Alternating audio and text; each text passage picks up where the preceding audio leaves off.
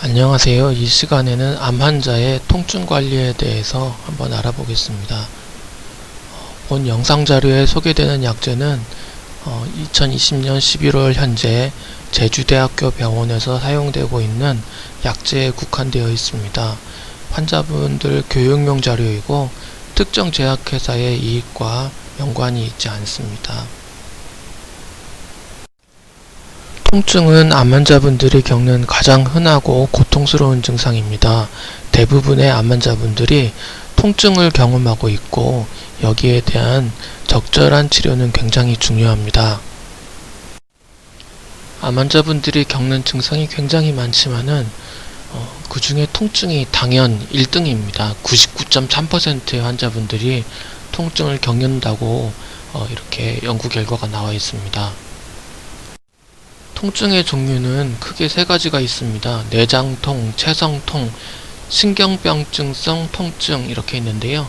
내장통이란 거는 특징이 특정 어느 부위가 아픈지 약간 불분명합니다. 배 전체가 굉장히 끈끈하게 아프다거나 가슴 한 부분이 이렇게 좀 심하게 어딘지 딱 집기어를 정도로 아프다거나 그런 경우가 많고요. 체성통은 우리가 예를 들어서 넘어졌을 때 무릎이 깨져서 무릎 한 부분이 엄청나게 아픈 그런 경우, 그런 이제 특정 어느 부분을 지칭할 수 있는 경우가 굉장히 많습니다. 그리고 신경병증성 통증은 손발이 저린다거나 얼음장처럼 차갑다거나 아니면 바늘로 계속 찌르는 느낌이 든다거나 그런 어떻게 표현하기 힘든 불타는 것 같은 그런 통증들이 다 포함될 수가 있습니다. 통증을 숫자로 표현하는 것도 굉장히 유용합니다. 상상할 수 없는 통증을 보통 10점짜리 통증이라고 하는데요. 내가 지난번에 한 9점 정도 통증이 있었는데 지금 진통제 약을 먹었더니 요즘은 한 5점 정도로 유지되는 것 같다. 이런 식으로 이제 담당 의료진에게 얘기를 해주시면 굉장히 도움이 되죠. 그런데 저번에는 3점 정도 통증이 있었는데 요즘 들어 전혀 통증이 조절이 안 되고 8점, 9점짜리 통증이 계속된다. 이렇게 얘기해 주시면은 의료진과 의사소통이 굉장히 편합니다. 꼭 숫자로 표현하는 것이 아니라 숫자로 표현하기 어려운, 예를 들어서 연세가 많으신 어르신들이라든지 어린이들의 경우 이런 얼굴 표정 등급으로 통증을 표현하기도 합니다. 아니면 색깔로 표현할 수도 있고요. 통증을 조절하는 방법은 약물요법만 있는 게 아니라 마취통증의학과에서 하는 신경블록요법도 있고요.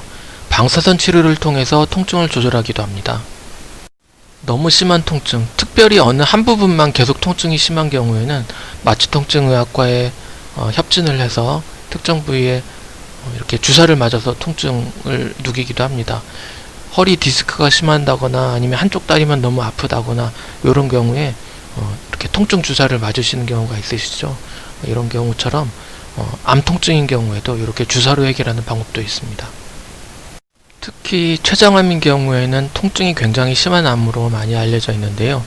복강신경총 블록이라고 해가지고 환자분이 이렇게 누워있으면은 등 쪽으로 허리 디스크 주사를 놓듯이 등 쪽으로 주사가 들어가가지고 척추 쪽으로 이렇게 마취약을 넣어가지고 췌장 쪽을 마취를 해주는 그런 주사요법이 있습니다. 그래서 마취통증의학과에 말씀드려서 이렇게 특히 췌장암 통증이 심한 분들은 이렇게 블록요법을 하는 그런 방법도 있습니다. 그래서 요즘 꽤 많이 하고 있고 이쪽 방법으로 통증이 완전히 없어지진 않지만 그래도 많이 호전되는 분들이 요즘 있습니다.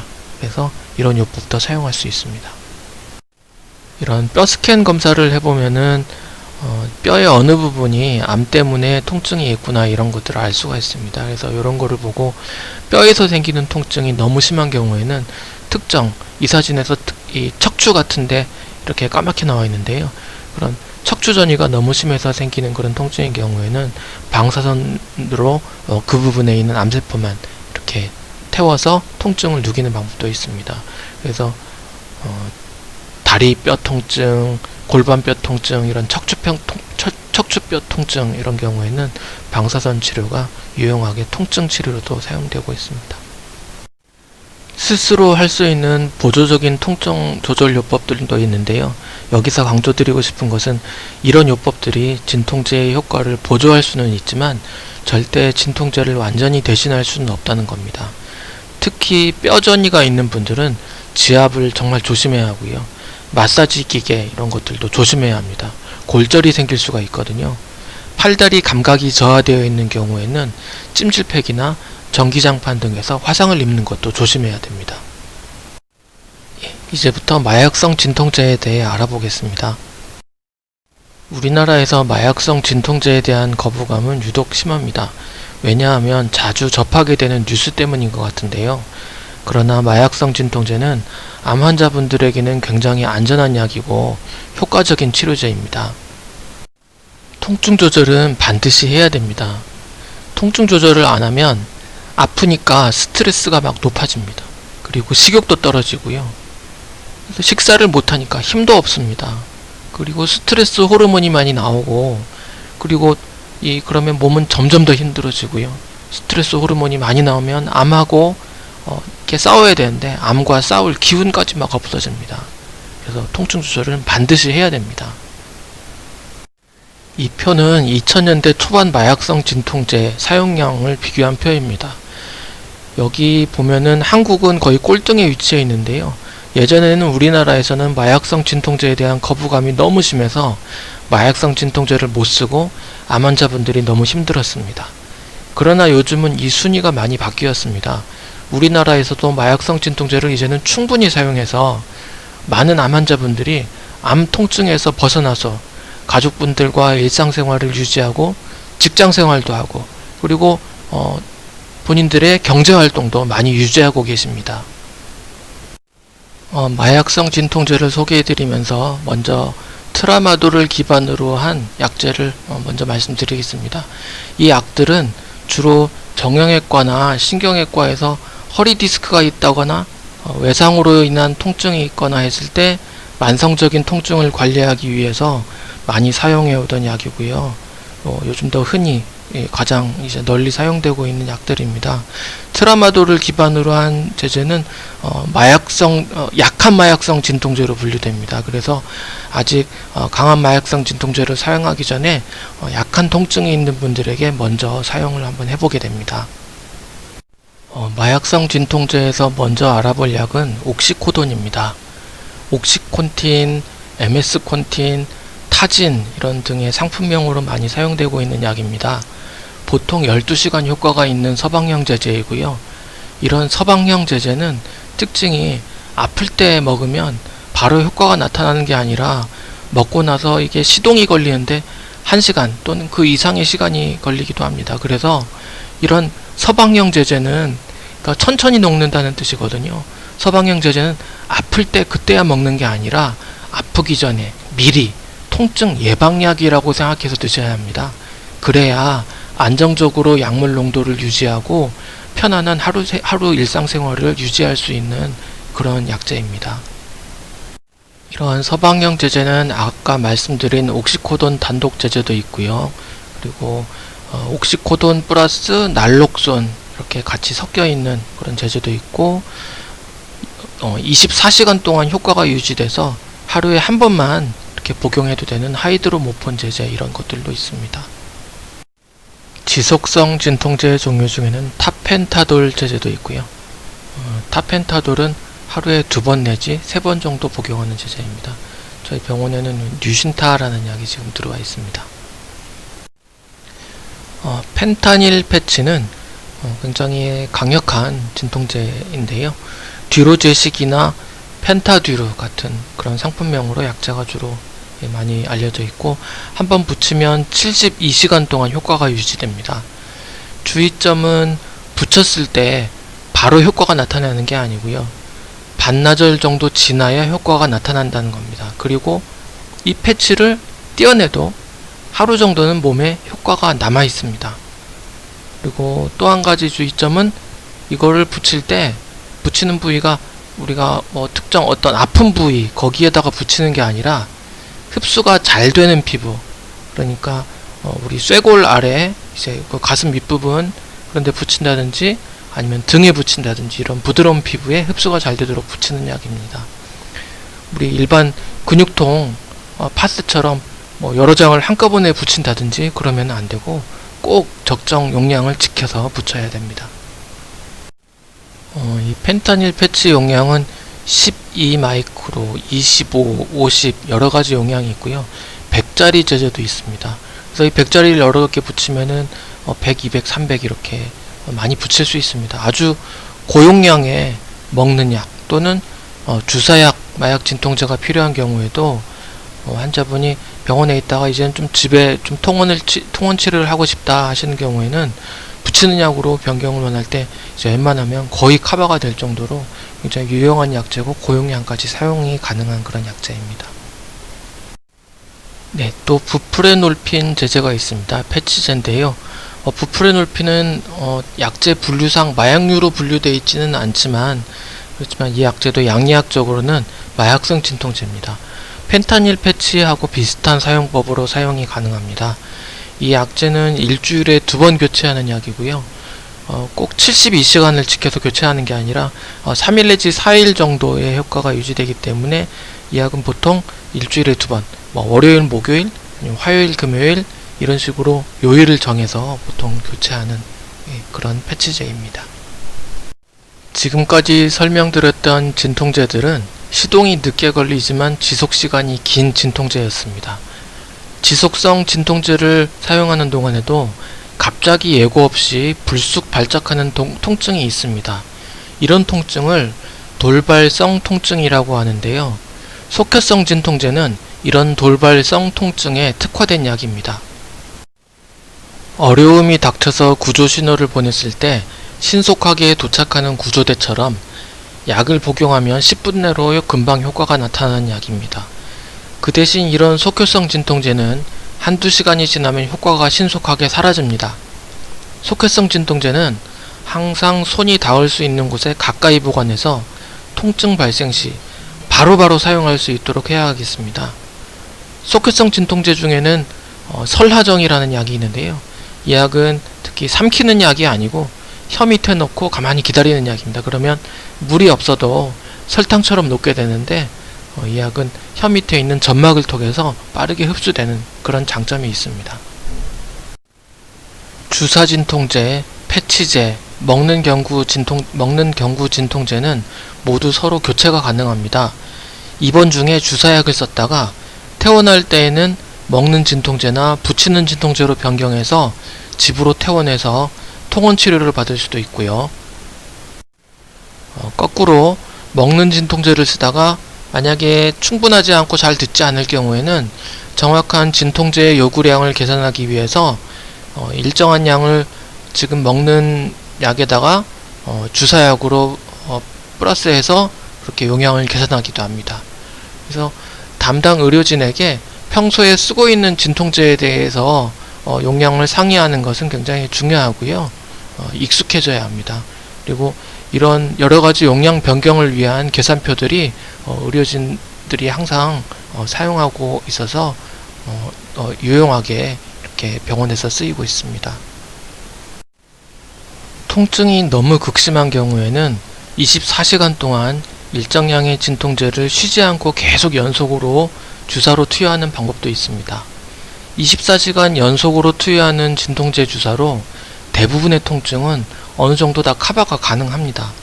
그리고 24시간 연속 진통제는 굉장히 고용량으로 올려가는 것도 가능하고 사실상 용량의 한계가 거의 없기 때문에 굉장히 극심한 통증의 경우에 중요한 통증 조절요법으로 사용하고요. 호스피스에서도 중요한 통증 치료법으로 널리 자리 잡고 있습니다. 마지막으로 통증 치료에 대해서 잘못 알려진 사실들에 대해서 몇 가지 같이 알아보겠습니다.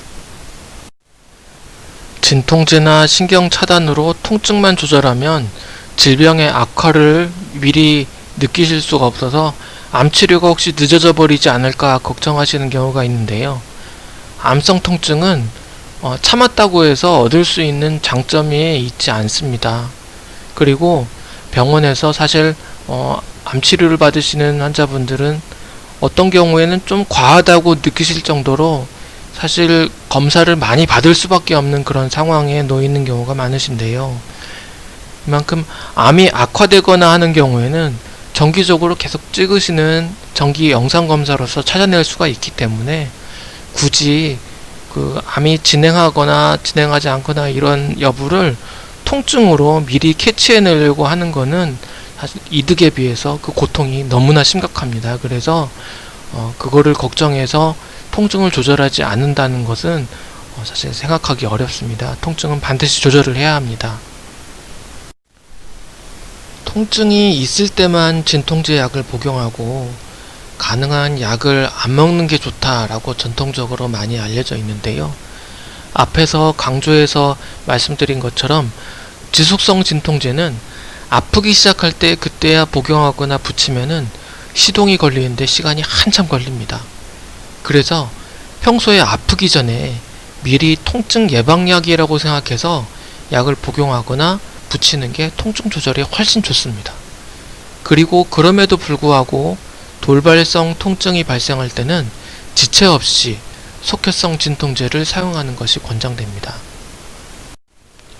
진통제에 습관성이 생기거나 또 중독이 될 수 있다, 이런 걱정을 하게 되시는 경우가 많이 있습니다.